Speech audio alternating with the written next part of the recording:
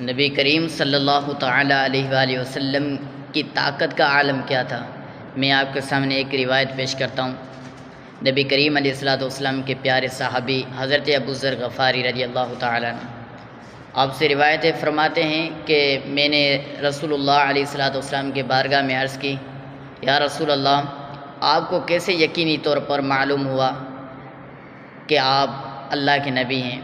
تو آپ کریم صلی اللہ علیہ وسلم نے ارشاد فرمایا، اے ابو ذر، میں مکہ پاک کی وادی میں تھا، میرے پاس 2 فرشتے آئے، ان میں سے ایک زمین پر اتر آیا، دوسرا زمین و آسمان کے درمیان رہا۔ تو ان میں سے ایک نے دوسرے سے کہا، کیا یہی ہمارے سردار ہیں؟ تو دوسرے نے جواب دیا، جی ہاں۔ اوپر والا یعنی جو اوپر فرشتہ تھا وہ بولا کہ ان کا ایک شخص کے ساتھ وزن کرو۔ جب دوسرے یعنی زمین والے نے میرا ایک شخص کے ساتھ وزن کیا تو میں وزنی نکلا۔ پھر کہا 10 کے ساتھ وزن کرو، میرا 10 کے ساتھ وزن کیا گیا تو میں وزنی رہا۔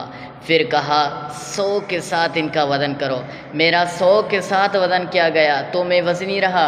پھر فرشتے نے کہا 1000 کے ساتھ ان کا وزن کرو، میرا 1000 کے ساتھ وزن کیا گیا تو میں وزنی رہا۔